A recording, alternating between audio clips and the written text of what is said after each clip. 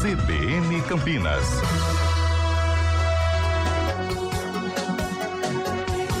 10h18. O consórcio PCJ divulgou o boletim hidrológico referente ao mês de fevereiro de 2025, apontando que as chuvas nas bacias PCJ totalizaram 134 milímetros. Parece bom, hein, Felipe Pereira? Mas o volume, 3,3 abaixo da média histórica para esse período. Nossa, bom. Apesar do índice próximo aí, até o esperado, houve 9 dias sem registro de chuva ao longo de fevereiro. Lá no início, 3 de fevereiro, teve uma maior precipitação, quando foi registrado 32 milímetros. E isso tudo a gente sabe que impacta na vazão dos rios, né? Pois é. Só que foi menor do que a série histórica também para esse mês, ficando 18% abaixo, com destaque para o rio Jaguari, em Cosmópolis, com 45%, e o rio Camanducaia, em Jaguariúna, 37% abaixo também das médias. O sistema Cantareira, mesmo com volume de chuvas 17% abaixo da média histórica, manteve uma trajetória de recuperação.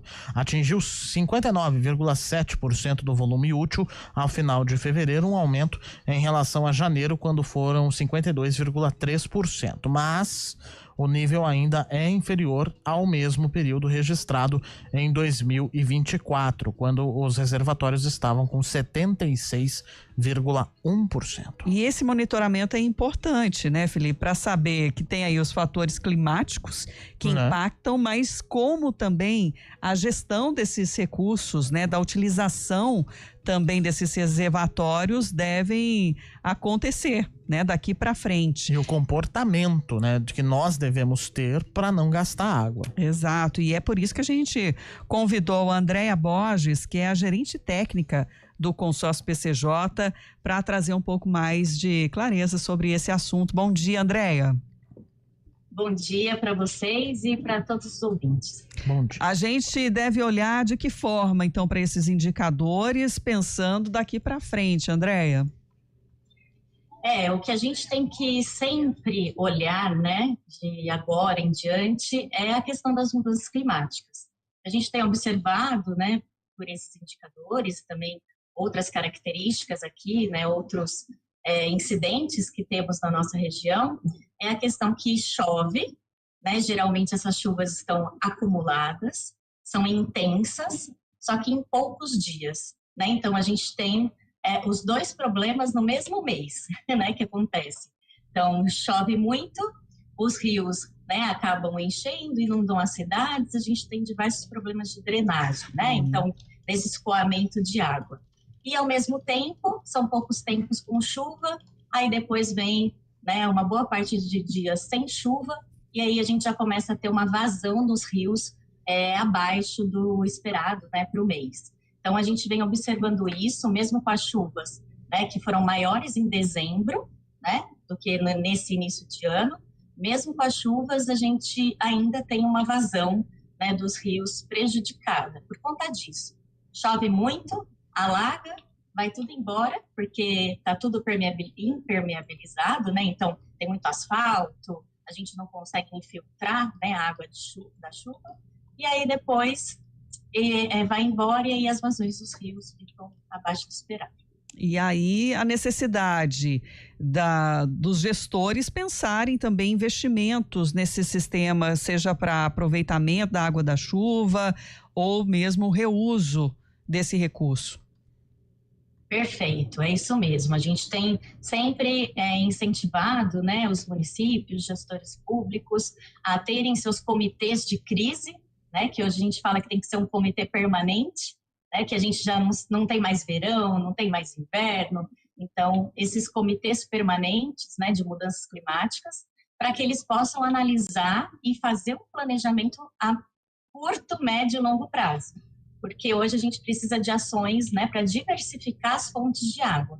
A gente não pode mais depender exclusivamente dos rios, né, das calhas dos rios, para a gente abastecer um município, porque varia muito, né, a vazão desses rios. Mesmo a gente ainda tendo uma vantagem, que é o sistema Cantareira aqui na nossa região, porque ele acaba regularizando, né, como a gente diz, essas vazões. A gente tem né, uma câmara técnica de monitoramento hidrológico no comitê e faz toda essa avaliação. Vamos liberar mais água para a região porque os rios estão abaixo. Mas não é sempre que a gente pode contar com o sistema Cantareira, como aconteceu lá em 2014. Então, os gestores públicos precisam investir em pequenos reservatórios, seja de água bruta ou de água tratada, né? Às vezes a gente vê bairro que nem tem reservatório de água tratada, é onde sempre acaba faltando água primeiro. Precisa investir na captação de água de chuva e, inclusive, incentivando ou até cobrando de grandes loteamentos, condomínios, para que isso seja feito, né, em grande escala, para que todas as casas, né, as residências e alguns prédios, inclusive públicos, né, dando exemplo, tenham essa captação de água de chuva para a gente utilizar o que a gente diz que são usos menos nobres. Então, lavar uma calçada, né, limpar o quintal, coisas que a gente não precisa e não pode, né? Eu já falo assim, não pode usar água potável. Tem município que utiliza até para desobstruir esgoto, né, linha de esgoto, né, as tubulações. Então é absurdo a gente usar água potável para isso. E fora o incentivo também para perdas, me desculpe, para as perdas na distribuição, que ainda são altas aqui na nossa região. É verdade, inclusive a gente estava citando esse ranqueamento, né, mostrando Campinas 18%, Sumaré 32%, Piracicaba mais da metade. Mais de 50%, né, e como é necessário, né, ter, muito é justificado por recursos altos, né, para investimentos, a modernização dessas tubulações, mas também não dá para a gente ver a água jorrando, né, pela calçada, água limpa. E um problema também é que essas obras, né, incomodam a população. Então, ninguém gosta de chegar, né, em alguma rua ou na frente da sua casa, ficar lá fechado uma semana inteira, trocando toda a tubulação, né, de água ali na frente da sua casa ou na avenida que você sempre passa. Então, além dos investimentos, tem essa questão que não é uma ação popular. Então, vários municípios vão deixando para depois. E por isso que é importante que nós, cidadãos, que a gente consiga cobrar dos nossos gestores essas ações, né? Então, da gente mudar um pouco, né? O que dá a volta, né? Quem investe em tubulação embaixo da terra, que ninguém vê, né? Em estação de tratamento de água e esgoto, geralmente está longe dos centros urbanos, né? E não aparece para a população toda. Então, esse trabalho nosso de educar sempre e sensibilizar sobre essas ações, a importância de tudo isso para o nosso futuro. Às vezes os gestores querem essa visibilidade, né? Exemplo, por exemplo, que vai acontecer essa semana, até na véspera do Dia Mundial da Água, né? Que é a presença de autoridades e até do governador para acompanhar a barragem Pedreira, né, que foi um anúncio do pacote de investimento em recursos hídricos. Isso será oficializado, então, na sexta-feira, mas a gente, considerando importante a construção dessa barragem, como é que o consórcio PCJ também analisa isso? Nós fomos atuantes, né, nessa tramitação, tanto do início das obras, quanto agora, quando elas ficaram paralisadas, né? Então, a gente voltou a ter um contato, uma articulação com o governo do estado, porque realmente, assim, quando você olha, né, o planejamento a longo prazo, se a gente não tiver esses reservatórios, a gente não vai ter água suficiente para distribuir a população em alguns municípios, né? E quando eu falo água suficiente, é no rio, tá? Lembrando que tem essas outras fontes alternativas que a gente precisa investir. Então, é muito importante, né? Esse reservatório já começou, já tem as obras aí, mesmo pessoas que são contrárias à construção do reservatório, as obras já começaram, já teve, né, várias etapas de licenciamento, né, várias discussões, e agora essas obras precisam continuar, porque a gente precisa aproveitar períodos chuvosos para encher esse reservatório, né? Senão, de que adianta esse reservatório não encher? E então a gente está sempre ali atuante, está em cima para que essas obras sejam finalizadas e tragam um fôlego para os municípios até que eles consigam, né, investir nessas fontes alternativas para abastecer a população, né, e para todos os demais usos, né, industrial, agrícola. E o impacto social também, né? Porque ninguém quer ficar desabastecido. né? Essa é a principal reclamação que a gente recebe aqui da população quando não tem água, seja para as atividades básicas mesmo, né? Principalmente para isso, e questionando o alto custo pago para ter esse serviço. E a nossa preocupação é essa, cada vez mais, né, que a gente não tem água, esse custo vai aumentar, né, até como acontece com a energia elétrica. Então, temos bandeira aí, né, tarifa vermelha, porque entra numa situação de escassez, né, a energia, desculpe, é produzida no Brasil, a maior parte dela a partir da água, então a gente acaba causando, né, desencadeando sérios problemas, não só para abastecimento, mais energia elétrica, outros usos, e se não tem água na torneira, esse custo vai aumentar, né? Precisa de mais obras, então vão se justificando, né, aumentos de tarifas, e isso não pode acontecer, inclusive os municípios têm que ter tarifas sociais para o uso, né, o consumo de água, porque a situação tende a piorar devido às mudanças climáticas.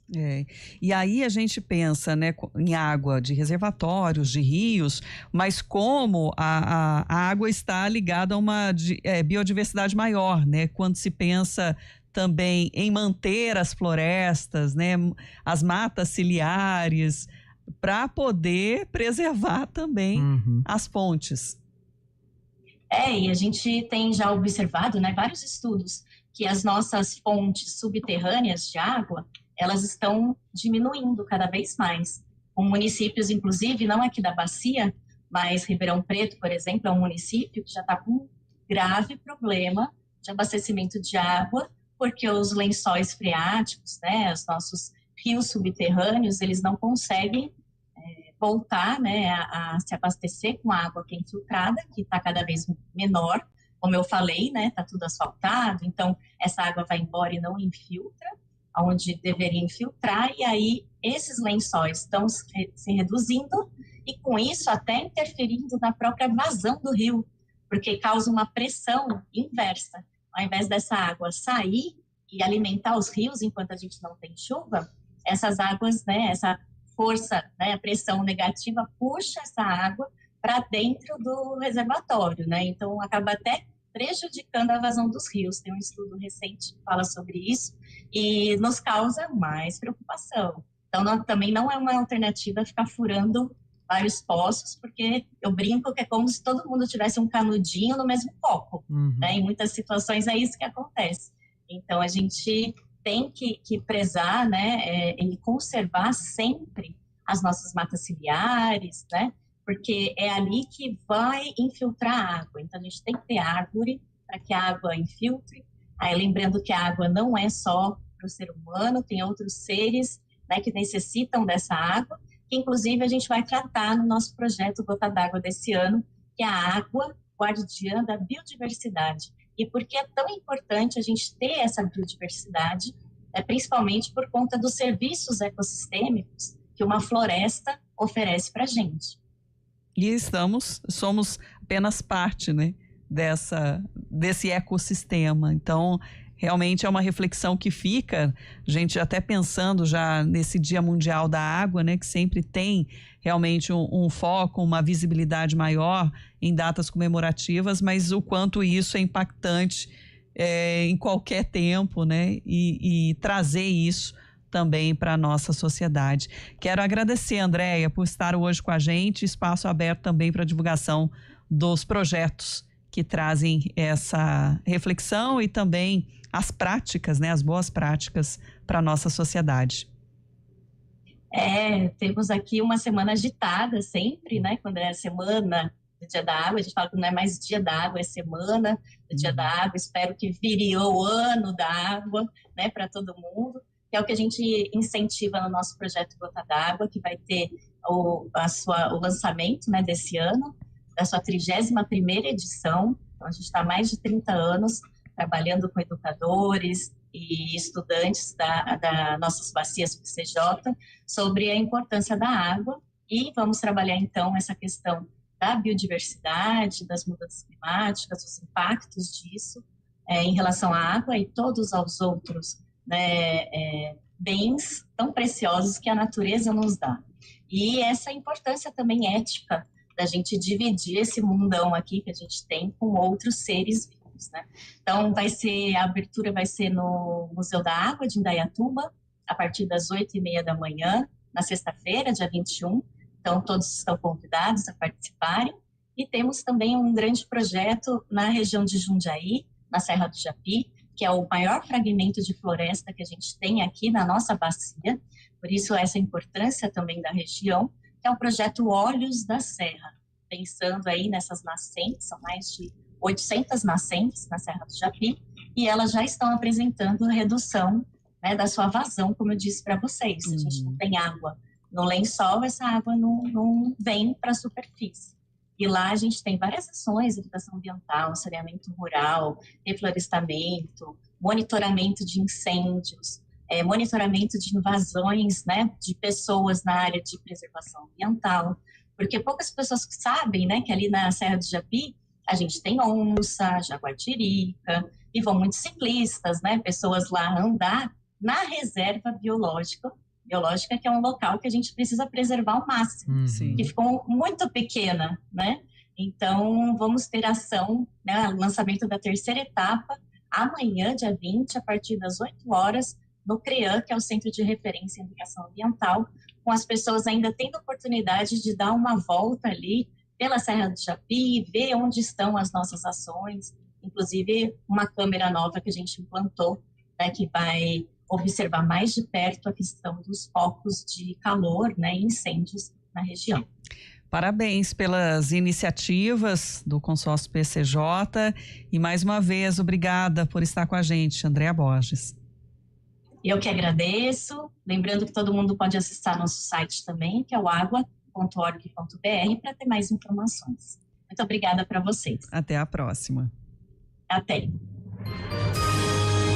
Repórter CBN.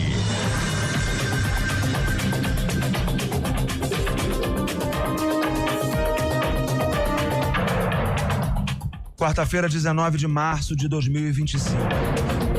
Uma pesquisa genial